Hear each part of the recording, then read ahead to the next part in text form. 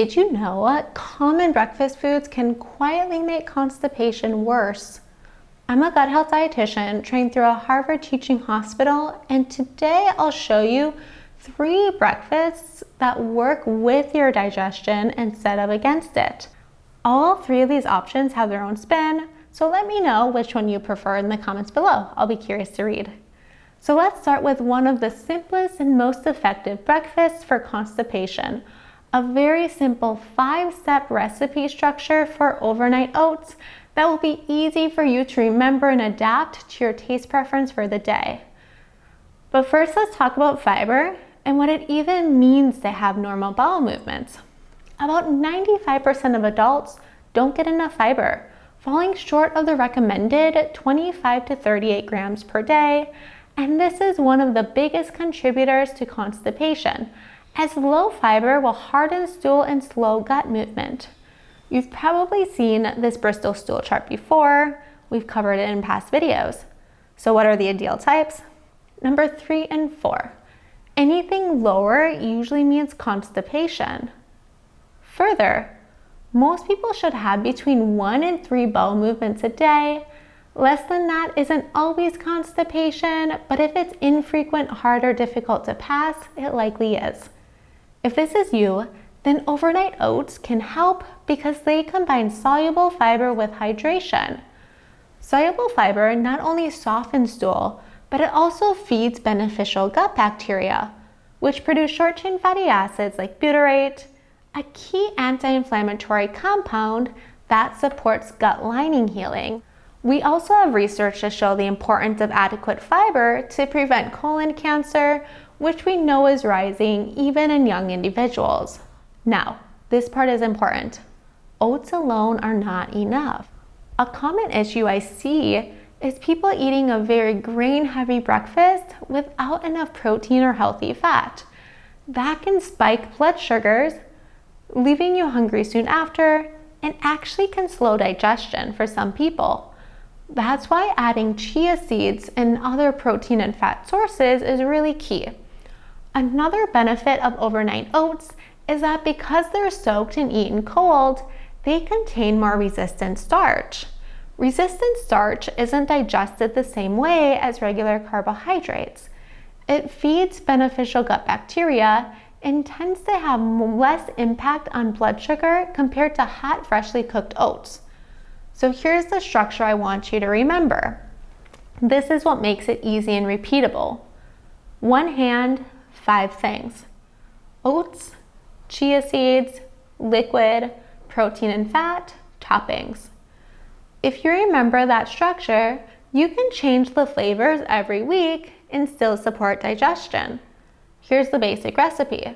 The night before, combine ½ cup rolled oats, 2 tablespoons chia seeds, and 1 1/4 to 1 1/2 cups water, depending upon how thick you want it. You can always add more water in the morning if you need to.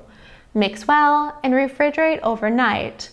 In the morning, add a generous handful of nuts or seeds for protein and healthy fats, and fresh berries and other toppings like coconut shreds, cacao nibs, and more. You can really be creative here. And that's it. And get this. Just this breakfast will provide you with 20 to 24 grams of fiber. That's about 70% of your daily fiber target in just one meal. And once you know the structure, oats, seeds, liquid, protein, fat, toppings, you can swap ingredients easily, get more variety, and keep this interesting long term. Now let's talk about breakfast number 2 for gut health. And speaking of understanding your gut, how is your gut? Scan this QR code to take the free quiz, What Type of Gut Do You Have? It takes 2 minutes and you can do it while you watch the rest of this video.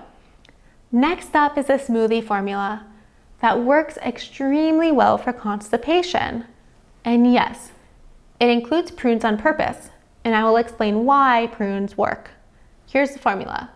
Start with 1 cup of spinach or kale. I know, just go with me on this, I'll explain. Add 1 ripe banana, half an avocado, 1 tablespoon of almond or peanut butter, 1 tablespoon of ground flaxseed, 3 tablespoons of hemp seeds for added protein, and 3 to 5 prunes. Blend everything with 1 to 1.5 cups of water, plus a handful of ice if you want it cold. And if you want to enhance it further, you can add a small piece of fresh ginger. Ginger can actually help support gut movement. Just know that not everyone likes the taste in a smoothie. Now, here's why this works. Those greens, they will give you a large dose of magnesium alongside the avocado.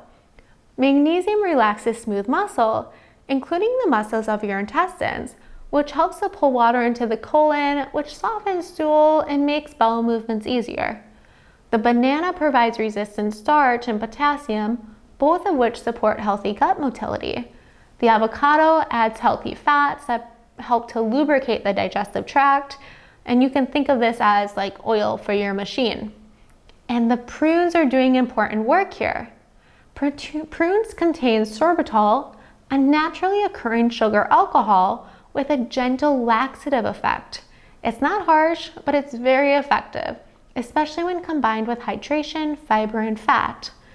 This smoothie also supports hydration, which is critical. Constipation and dehydration often go hand in hand. When you're not drinking enough fluids, your body pulls water from your stool, making it harder and more difficult to pass.